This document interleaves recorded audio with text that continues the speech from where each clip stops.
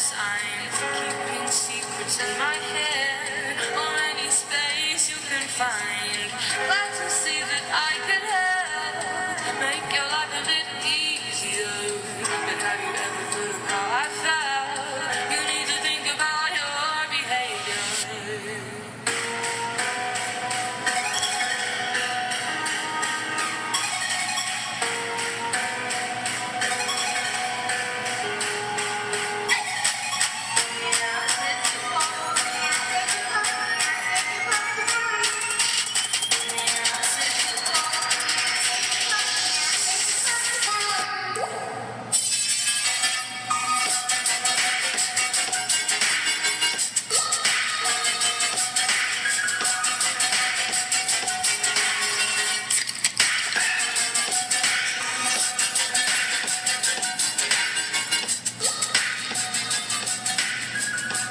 Good Sunday evening to you all.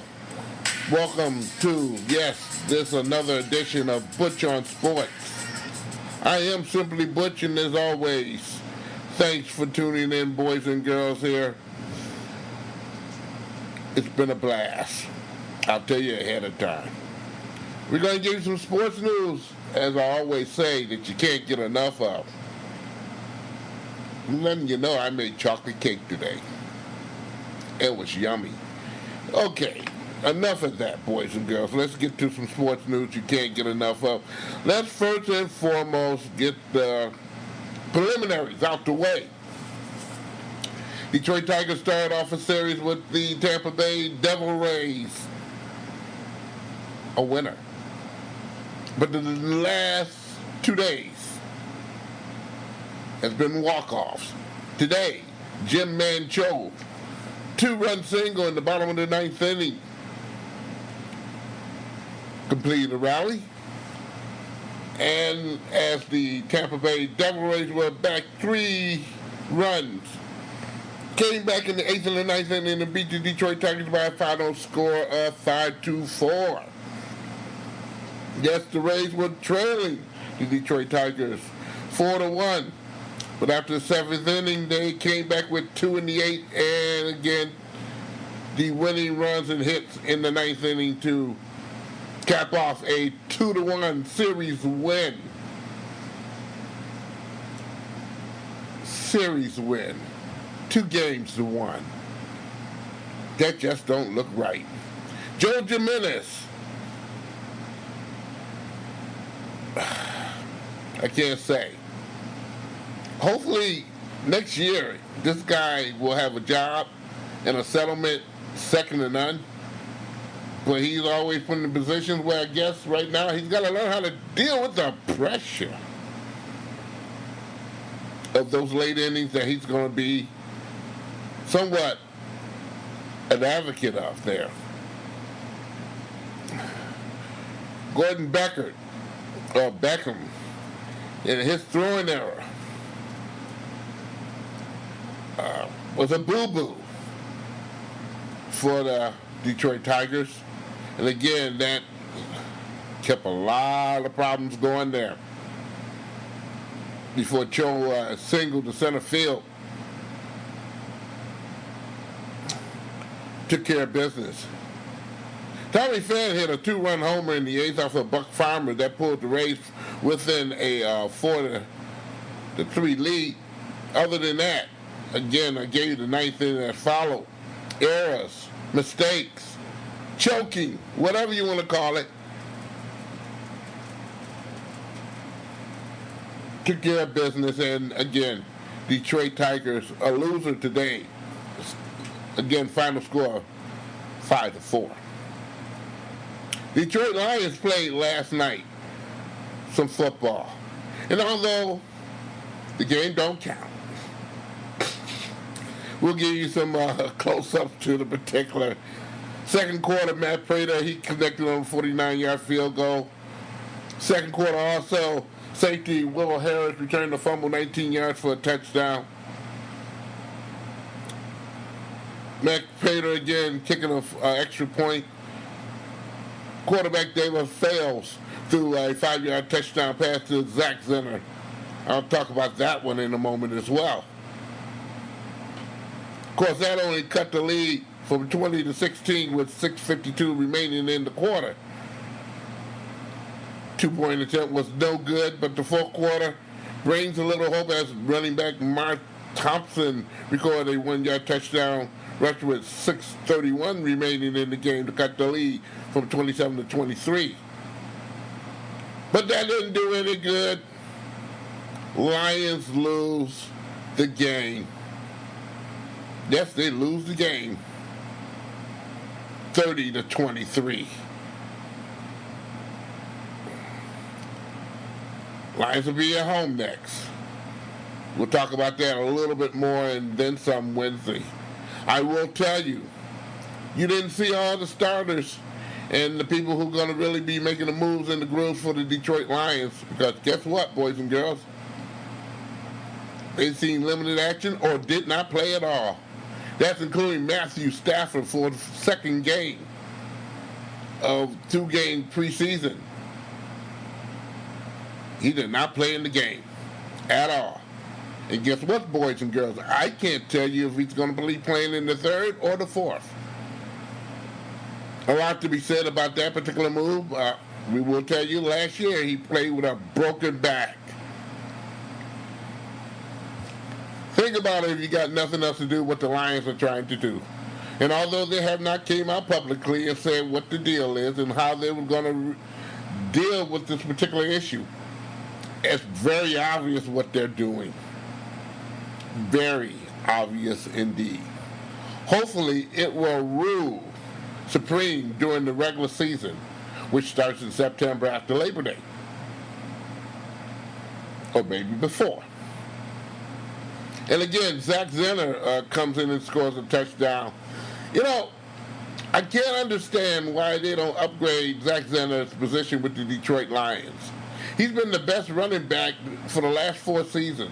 And he's always been a ray of sunshine through the exhibition season for the last 4 years as well. But they find other ways to treat this guy in jobs of special teams, or as we used to call it, the Suicide Squad. Don't know why, but again, hopefully the Lions will have a better season than not, because the last years and years and years and years, the Lions always have a very good preseason. But maybe they don't care about the wins, and I don't really care about them either, because again, they don't count. Hopefully this will register for a very grand season and maybe a playoff appearance and a win.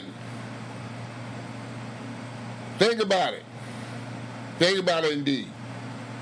Let's move on.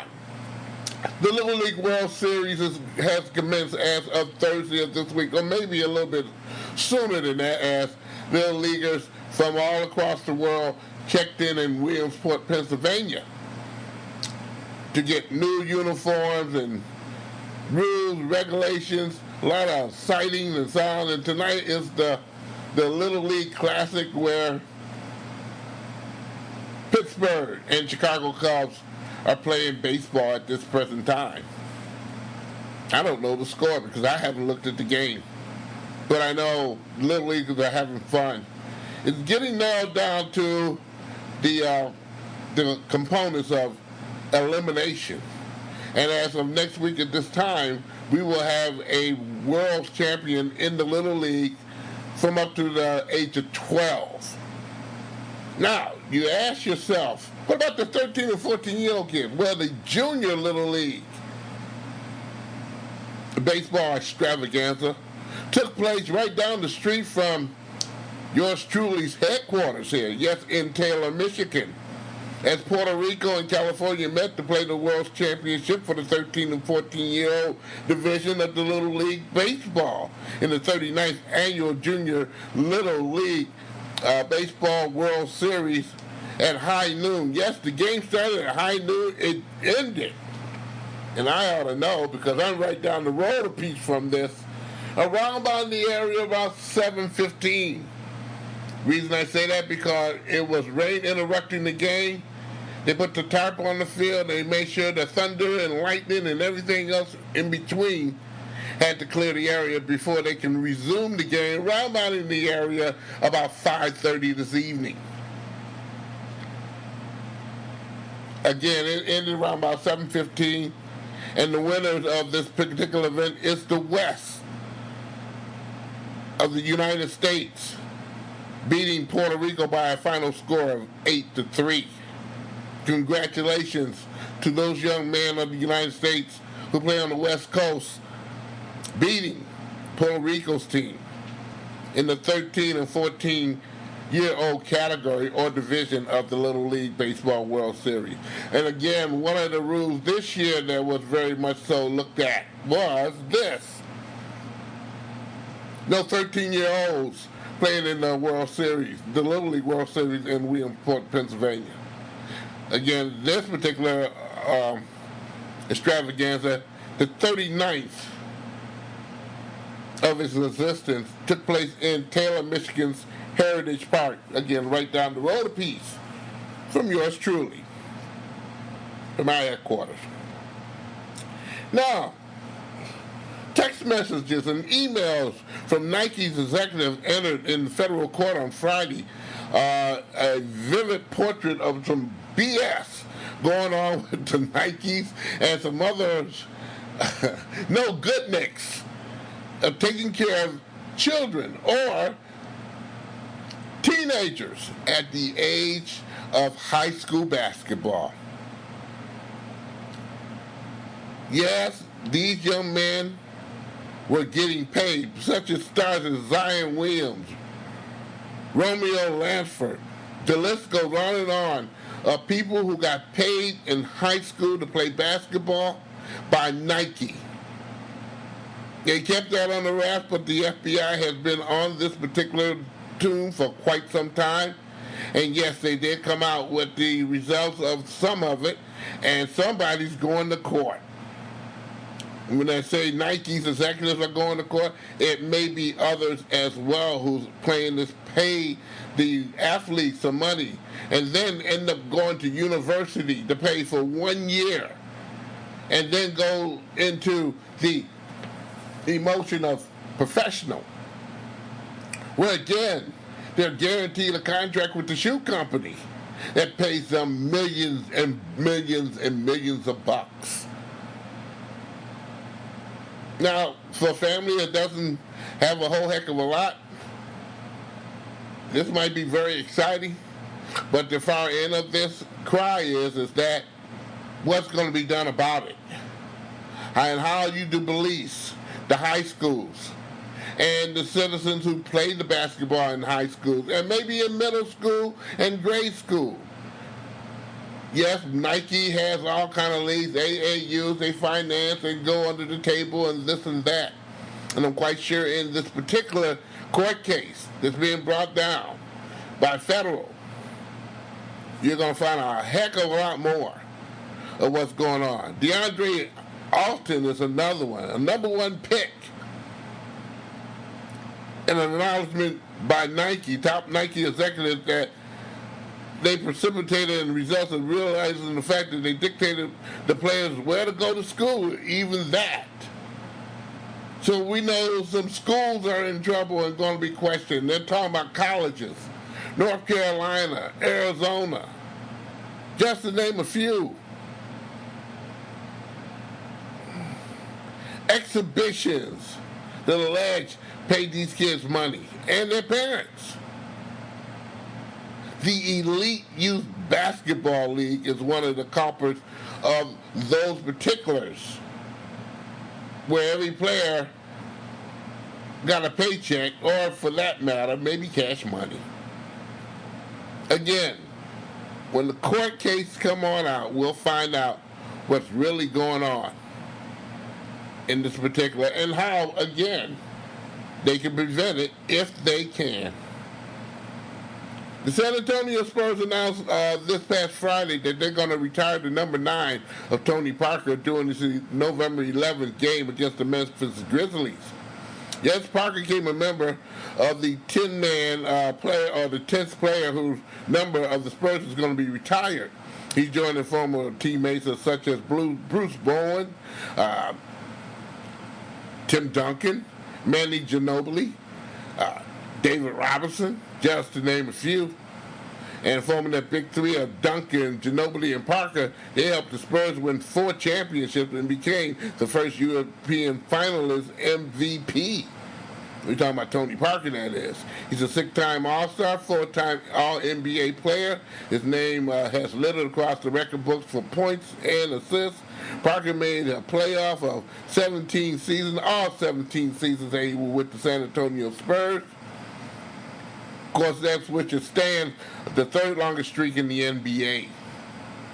Congratulations to Mr. Parker for his number retirement and soon probably to be in the Hall of Fame. TNT's players only broadcast. They talked about this about a month ago that TNT is going to quit that. TNT, if you don't know, the NBA network, a lot of it has to do with that takes spot in Atlanta. Well, here's the deal. You know, when you have the NBA network, the NFL network, the Major League Baseball network, and so forth, normally major broadcasting companies run those particular conglomerates or have parts in taking fact in those. TNT or the Turner Broadcasting Network operates the NBA network. And they decided this year, I say the NBA network, that the players only on TNT, that one of the major networks, is going to be scrapped back to the traditional play-by-play announcer, maybe a player or a coach doing the color commentator. As for this particular joke, it is a joke indeed to me here, the upcoming 2019-20 season, they just hired someone who was with that 4-letter company last particular season. Stan Van Gundy. You know well, don't you, boys and girls? Yes, Stan Van Gundy, formerly hired by ESPN and took part with their basketball broadcast last season. Indeed, he's back with Avengers now. He's going to be with TNT. Yes, the former Miami Heat, Orlando Magic, and Detroit Pistons coach has been part of ESPN's broadcast since September 2018. Now, Van Gundy will be on the move, and he will presumably be a bigger part of the talent pool of TNT, which, by the way, is going to, again, stop the players only. Now, the players only is still going to be on the NBA network. Don't get twisted now. I like the players only because, again, some of those broadcasters, such as Ray Anthony, were pretty doggone good in dealing with basketball. And if you don't like the language, or I can say the tone of those particular players, giving their inside account of what was going on the court, which I kind of enjoyed very much so, it seemed like to me there, and to TNT's knowledge, is some of you boys and girls did not like it. You like the old traditional announcer with a color commentary of his exact, and some of it stinks. I listened to the Detroit Lions broadcast, a little bit of it last night. And as much as I enjoy Fred McLeod and respect him, and Chris Billman as well, I thought the broadcast stink. That's just my opinion. Fred McLeod said 1,000,000 times was calling Houston New England. Now just say, just come on. What's up with that? What's up with that? Yes, Van Gundy will be an addition of long-term implications to turn the network game. I'm quite sure he's going to be pitted with a player, former player. He'll be the coach, and yes, indeed, they'll have a traditional announcer with that particular. Yeah, okay. Commissioner Roger Goodell notified Josh Gordon of the New England Patriots that he's been reinstated to the NFL's team in conditional basis. Starting today, Gordon can rejoin the Patriots and attend the meetings, engage in conditional workouts, individual workouts, and subject to appropriate progress in his clinical care and other arrangements that has been already made for him in order to get rid of his demons, which was basically marijuana. He will be able to permitted to participate in the team's activities, including practices again, and he will not have any, until he has a sufficient conditioning and also time to get himself together, he's not going to be playing in any games, including the preseason. Probably the last preseason game, he might be up to snuff where he'd be able to run a couple plays and so forth, be part of the New England Patriots ruling if they're going to keep the guy or not, because I'm quite sure, again, like all rosters, they are fully filled on up there. But personally and professionally, said Goodell, he shares the hope that he'll continue his support and do everything possible that he's supposed to be doing so he can stay on the team, and he acknowledges that Johnson ultimately has some great success here lately. Thus, he's being put back into the phrase of playing football. But if he violates that, he's going to be suspended again, probably permanently forever and ever and ever. He was suspended indefinitely in December of 2018 for violation of the NFLPA policy and program on substance abuse. Just to get you caught up on that one. Finally, today was a great day for former or deceased boxing legend Emanuel Stewart. Today, the city of Detroit unveiled a sign, a street sign. It says Emanuel Stewart street sign and unveiling. It took place on the northeast corner of Jefferson and St. Albans. Why? Because one of his restaurants was located there. The original Crunk Gym was on McGraw in west side of Detroit, Michigan. But this is where one of Emanuel Stewart's restaurants used to hang out. No, I don't know what's there now. Apparently someone bought the particular building and has made it something special where it is being in use. But today at 1:30 this afternoon, yes, they unveiled the sign stating the fact that on Emanuel Stewart Street, right there. So he's been commemorated with a street sign down Woodward and St. Albans. Congratulations to that family there who can take pride in knowing that Emanuel is still being thought of in the city of Detroit, if not around the world indeed, with some of his antics and some of the great people in place that he has trained to box and give entertainment factor from the city of Detroit. Indeed, Crunk still lives. I tell you that right now. Crunk still lives. And with that saying, we end another version of Butch On Sports here, boys and girls. Butch On Sports can always be heard on, yes, Facebook. Butch On Sports on Facebook.